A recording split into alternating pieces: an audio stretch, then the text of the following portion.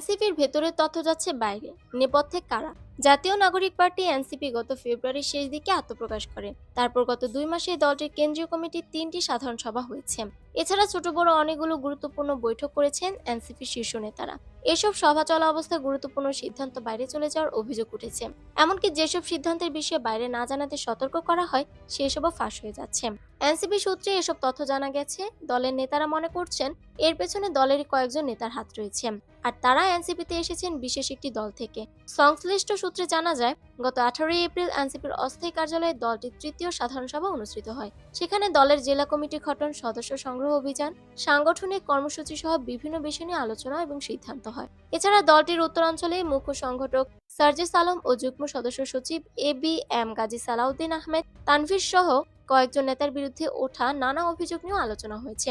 ওই সভা চলাকালীন ভেতরের আলোচনা বা সিদ্ধান্ত নিয়ে বাইরের একাধিক ব্যক্তিকে ফেসবুকে পোস্ট করতে দেখা গেছে।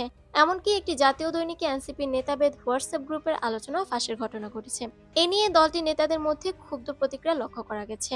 দলটির একাধিক নেতা নাম প্রকাশ না করার শর্তে বলেছেন, দলের ভেতরের আলোচনা এভাবে বাইরে চলে আসাটা উদ্বেগ ও শঙ্কার। সেখানে যদি হোয়াটসঅ্যাপের মতো সিক্রেট গ্রুপের আলাপ গণমাধ্যমে প্রকাশ হয়ে যায়, তা দলকে ভেতর থেকে শেষ করে দেবে।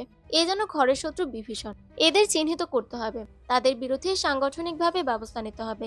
না হলে নতুন দল হিসেবে এনসিপি ভবিষ্যতে বড় ধরনের সমস্যায় পড়তে পারে।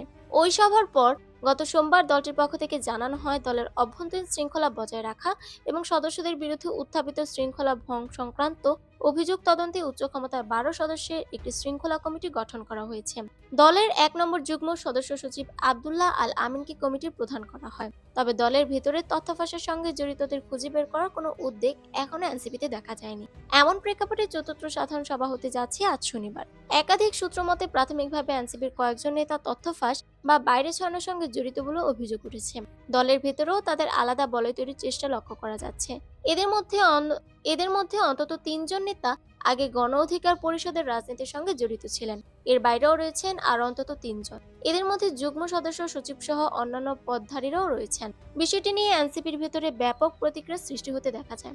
গণমাধ্যমে তথ্য ফাঁস হওয়ার দিন বিষয়টি নিয়ে ফেসবুকে নিজেদের আইডিতে এনসিপির কয়েকজন শীর্ষ নেতা পোস্ট দেন। এর মধ্যে একজন দলটির যুগ্ম আহ্বায়ক সারোয়ার তুষার। তাতে তিনি লেখেন, সাংবাদিকতা আর গুপ্তচর বৃত্তির পার্থক্য জানা দরকার। সেম এ বিষয়ে জানতে চাইলে আমার দেশকে তিনি বলেন, বিষয়টি অভ্যন্তরীণ তদন্তের মধ্যে রয়েছে।